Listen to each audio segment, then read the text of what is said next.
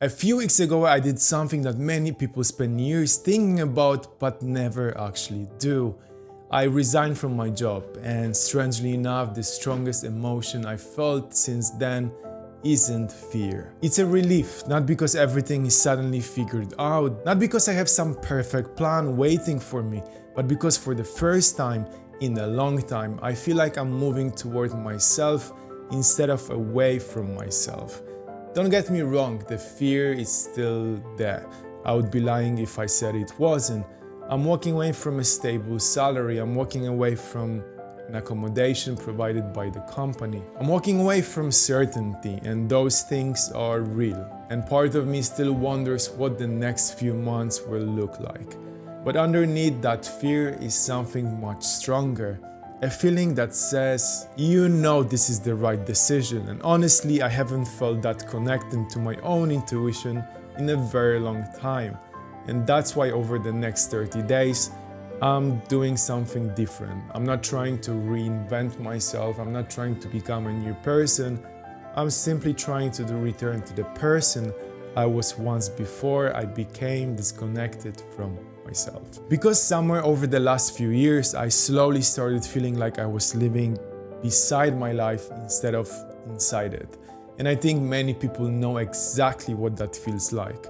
You wake up, you go through the motions, you do what needs to be done, you fulfill responsibilities, you tick boxes, and from the outside everything looks perfectly normal. But internally something feels missing, not dramatically or loudly, just enough that you notice it when you're alone.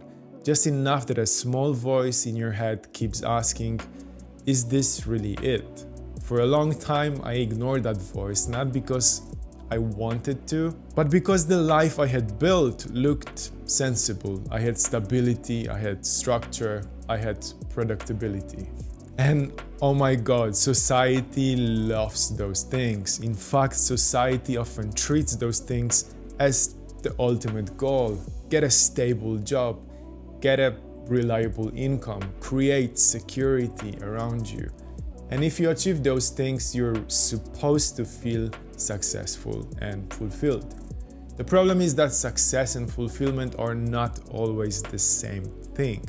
And that's something I've been learning the hard way. When I first became cabin crew, there were many things I genuinely enjoyed. The travel, the international environment, the sense of adventure, or the opportunity to experience places and cultures that most people never get to see. There were moments when it felt exciting, there were moments when it felt rewarding, but over time something started changing, not in the job, but in me. I began noticing that I was spending more energy maintaining my life than actually experiencing it. I was functioning, but I wasn't thriving. I was participating, but I wasn't fully present. The best way I can describe it is it felt like I was staring on my own life through an invisible glass. Everything was there, my routines, my responsibilities, my future plans, but somehow I felt separated from them, like I was observing my life instead of actually creating it. And once you notice that feeling, it's difficult to ignore. Because it follows you everywhere, on flights, at home, on your days off. Even during moments that should feel enjoyable, you start realizing that the issue isn't where you are. The issue is how disconnected you've become from yourself. And I think that's one of the biggest dangers of modern life. Not failure, not struggle, a disconnection. We become so busy managing life that we stop living it. We become so focused on security that we forget to ask what we're actually securing. We become so occupied with responsibilities that we lose contact with curiosity. And curiosity is important because curiosity is often the first sign of life. It's what makes us explore, it's what makes us create, what makes us grow. Without it, life becomes simply a maintenance.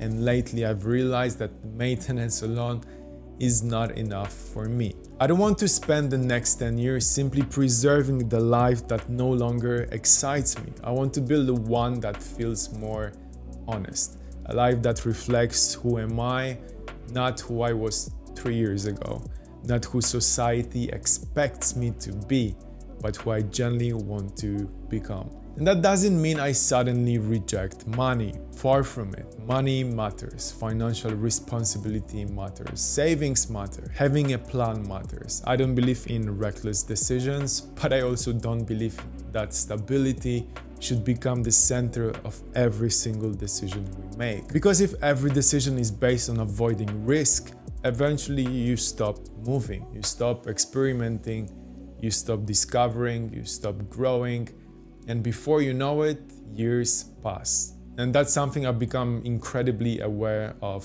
recently. Maybe it's because I'm 32, maybe it's because I recently resigned, maybe it's because the world feels increasingly unpredictable.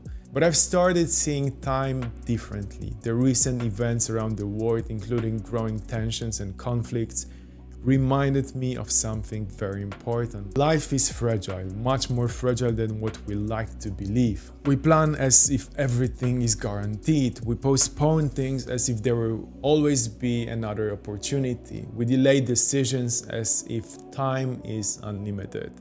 But reality doesn't work that way. None of us know how much time we have left.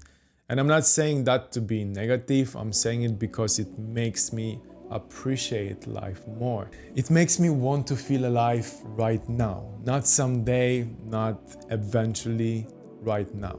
That's why freedom has become so important to me. Not freedom in the sense of doing nothing, not freedom from responsibility, freedom to choose where my energy goes, freedom to pursue ideas that genuinely excite me, freedom to create, to explore, to hear my own thoughts again, because for a long time my life felt crowded.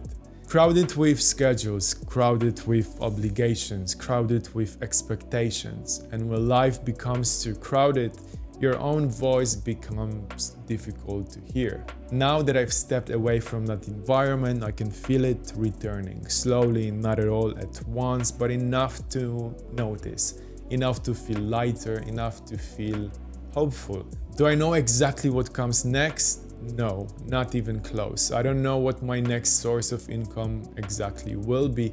I don't know how long this transition will take. I don't know what challenges are waiting for me, but what I do know is every meaningful chapter of my life started with uncertainty. Spain, the Maldives, coming to Dubai. None of those experiences came with guarantees, and yet each one of them taught me something valuable.